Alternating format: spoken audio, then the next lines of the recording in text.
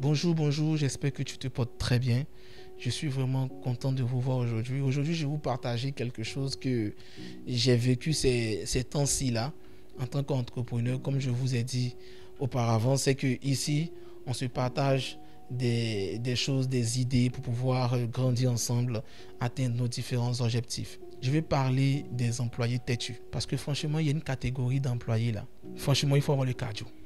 C'est vrai que les entrepreneurs doivent se préparer. Les entrepreneurs doivent avoir un cardio, mais ce n'est pas facile. Ce n'est pas du tout facile. J'ai une histoire, j'ai connu quelqu'un avec qui j'ai commencé à pouvoir collaborer. Une personne que j'apprécie franchement. Une personne en qui je vois un avenir vraiment prometteur.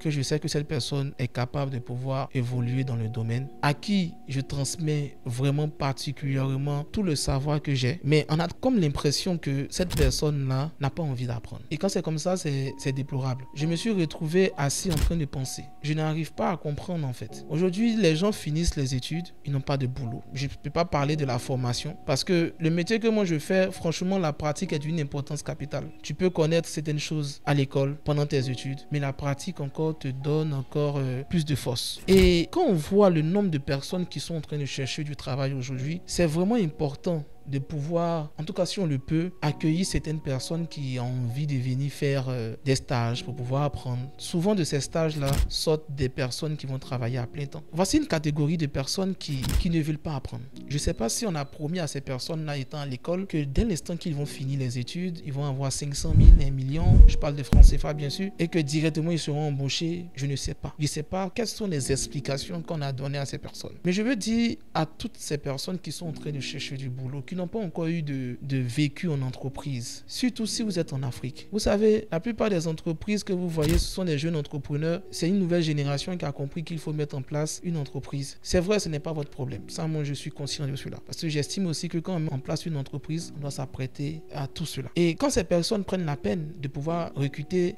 ces jeunes qui viennent de l'école, je pense aussi que vous qui me suivez, qui êtes en train de chercher du boulot, faites attention. Faites attention. Si on vous a fait comprendre que l'entreprise est facile, non, ce n'est pas facile. L'entrepreneur a ses responsabilités, mais vous avez aussi vos responsabilités. Trop de fois, on a vu des personnes qui ne sont pas concentrées pour le travail. Sachez qu'en tant qu'entrepreneur, on a besoin de cardio. Une manière de vous dire que ce n'est pas facile. Mais sachez aussi que vous, en tant qu'employé d'entrepreneur, vous devez aussi avoir ce cardio. L'objectif pour tout le monde, c'est qu'on puisse être bien. Vous finissez votre emploi, du moins vous finissez vos études, vous avez votre emploi, tout le monde est bien payé, et ainsi de suite, la vie continue. Mais lorsqu'on t'aime, lorsqu'on essaie de pouvoir faire quelque chose pour toi, te donner un savoir, il faudrait vraiment savoir acquérir cela. Oui, j'ai entendu plusieurs personnes dire que, effectivement, on se tue pour l'entreprise et puis après, l'entreprise même ne te prend pas. On se tue pour que l'entreprise puisse avancer. Il n'y a aucune reconnaissance. Oui, je sais. Je pense que ce sont des cas qui arrivent. Il y en a. Ça existe toujours. Ces genres de personnes qui le font. Mais je dis généralement que chacun a une histoire. Vous savez, la connaissance là, une fois qu'elle entre en vous, personne ne peut venir retirer cette connaissance. Dieu seul sait ce qu'il fait. J'ai fait une vidéo où j'ai dit que Dieu appelle des gens bien précis dans un domaine bien précis à un moment donné. C'est-à-dire, ça peut être en administration, ça peut être pour pouvoir entreprendre. Alors, si Dieu demande à ce que tu puisses avoir une connaissance d'un domaine avant qu'il puisse mieux t'orienter ou avant même que tu ne puisses commencer à travailler et à jouir du fruit de ton travail, c'est sa décision. Dans toute chose, on demande à Dieu. Parce que généralement, moi je dis que c'est le fait de n'avoir pas demandé, de s'être lancé comme ça dans quelque chose qu'après on commence à souffrir. Faites doucement. Vous qui cherchez du travail là, quand vous entrez en entreprise, venez apprendre.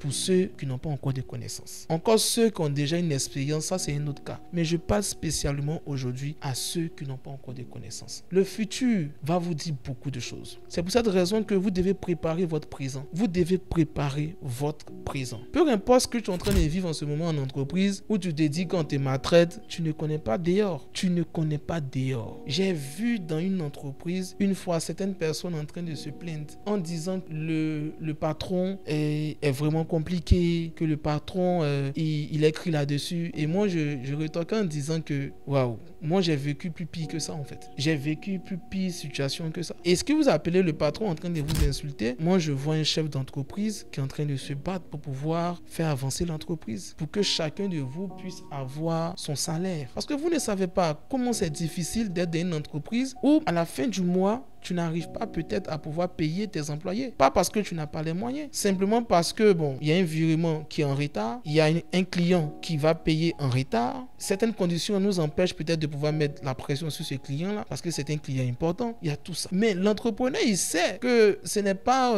votre but ou bien vous n'êtes pas là pour venir comprendre tous ces genres de situations. Vous avez exécuté un travail pendant des jours, vous devez être payé. Mais soyez indulgents, soyez indulgents. Vous qui venez d'arriver, soyez indulgents. Si quelque chose ne vous arrange plus ou ne vous arrange pas, faites l'effort de partir dans les bons thèmes. Faites cet effort-là. La connaissance est d'une importance capitale, surtout quand Dieu t'appelle dans un domaine. Après que tu aies eu la plus grande chose de la terre, c'est-à-dire l'aval de Dieu, la formation, la connaissance, tout ça, ce sont des éléments qui sont vraiment importants. Et j'ai pas envie d'entrer dans beaucoup de détails.